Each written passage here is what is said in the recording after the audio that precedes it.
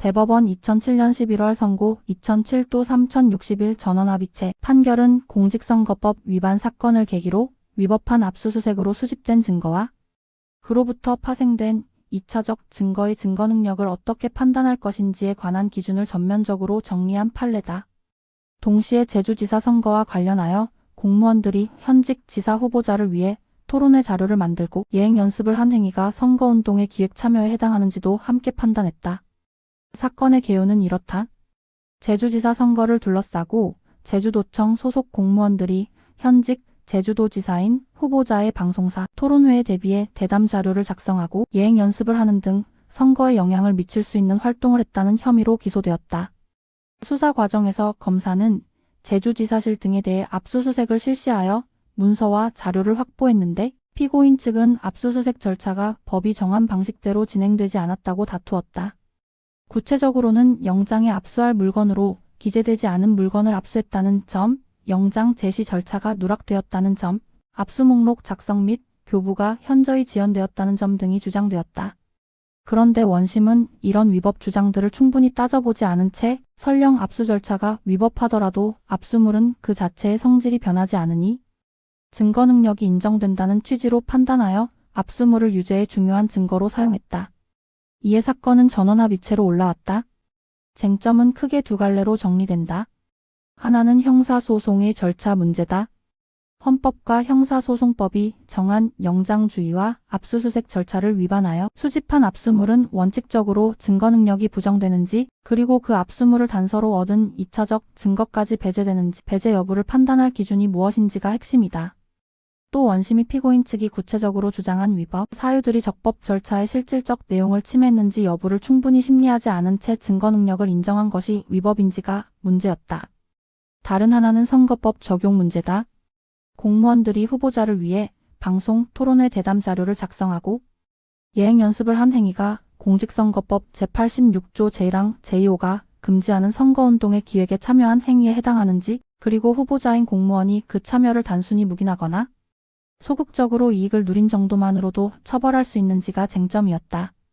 대법원의 판결 요지는 매우 분명하다. 먼저 위법 수집 증거에 관해 대법원은 헌법과 형사소송법이 정한 절차에 따르지 않고 수집한 증거는 기본적 인권 보장을 위해 마련된 적법 절차를 위반한 것이므로 원칙적으로 유죄 인정의 증거로 삼을 수 없다고 판시했다. 특히 압수수색은 강제처분으로서 개인의 권리와 법익을 침해할 위험이 크기 때문에 절차 위반을 억제하고 재발을 방지하는 가장 효과적인 방법은 그 위법한 압수수색으로 얻은 증거뿐 아니라 이를 기초로 획득한 2차적 증거까지 원칙적으로 배제하는 것이라고 했다. 다만 대법원은 예외도 열어두었다. 절차 위반의 내용과 정도, 위반 경위와 회피 가능성, 보호하려는 권리 또는 법익의 성질과 침해 정도, 피고인과의 관련성, 위법과 증거 수집 사이의 인과관계, 수사기관의 인식과 의도 등을 전체적으로 종합해 볼 때 그 위반이 적법 절차의 실질적 내용을 침해했다고 보기 어렵고 오히려 증거 배제가 형사사법 정의에 반하는 결과를 낳는다고 평가되는 예외적인 경우에는 증거 능력을 인정할 수 있다고 보았다. 그리고 원심은 피고인들이 구체적으로 제시한 위법 사유들에 관해 그것이 적법 절차의 실질을 침해했는지 여부를 충분히 심리했어야 하는데 그러지 않은 채 종전의 형상 불변론처럼 위법하더라도 증거 능력이 있다는 이유로 압수물의 증거 능력을 인정했으므로 법리를 오해했다고 보아 관련 유죄 부분을 파기환송했다. 동시에 이 판결은 종전 판례 중 압수 절차가 위법이어도 압수물은 증거 능력이 있다는 취지의 흐름을 배치되는 범위에서 변경한다고 명시했다. 선거법 부분에서 대법원은 제주도 소속 공무원들이 후보자의 방송, 토론회 대담 자료를 작성하고 예행 연습을 한 행위는 선거운동의 효율적 수행을 위한 계획 수립에 참여한 것으로서 공직선거법상 금지되는 선거운동의 기획에 참여에 해당한다고 판단했다.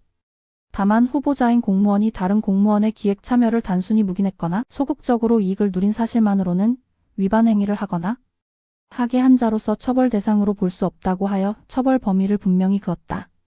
헌법적 관점에서 보면 이 판결은 영장주의와 적법 절차의 규범력을 선언적 원칙이 아니라 실질적 제재가 뒤따르는 원칙으로 만든 데에 의미가 있다. 압수수색 절차는 개인의 사생활과 재산권 그리고 국가 권력의 남용을 막기 위한 헌법적 장치인데 절차를 어겨도 결과로 얻은 증거가 그대로 유죄의 근거로 쓰인다면 영장 주인은 빈 껍데기가 된다. 대법원은 바로 그 지점을 짚어 위법한 압수수색으로 얻은 증거를 배제하는 것이 국가 권력에 대한 가장 강력한 억제 장치라고 본 것이다. 동시에 예외를 인정하는 틀을 마련해 실체적 진실 발견이라는 형사사법의 다른 가치도 완전히 포기하지 않으려 했다. 형사법적 관점에서의 비판은 그 예외 기준의 성격에서 생긴다. 다수 의견이 제시한 적법 절차의 실질적 내용 침해 여부나 증거 배제가 형사사법 정의에 반하는지 같은 문구는 방향성은 제시하지만 구체적 사건에서 어디까지가 실질 침해인지 어떤 경우가 예외인지가 결국 법원의 재량 판단으로 흘러갈 위험이 있다. 실제로 별개 의견은 다수 의견 기준이 지나치게 엄격하거나 취지가 불명확해 실체적 진실 규명을 통한 적정한 형벌권 행사를 지나치게 어렵게 만들 수 있다고 우려했다. 반대로 또 다른 시각에서는 예외가 넓어지면 다시 위법수사 억제라는 핵심 기능이 약해질 수 있으니 예외는 정말 제한적으로 운용되어야 한다는 비판도 가능하다. 결국 이 판결은 위법수사 억제와 사법의 연결성을 강화하는 큰 방향을 확립하면서도 예외 기준을 어떻게 구체화하고 일관되게 적용할 것인지라는 과제를 남겼다고 볼 수 있다.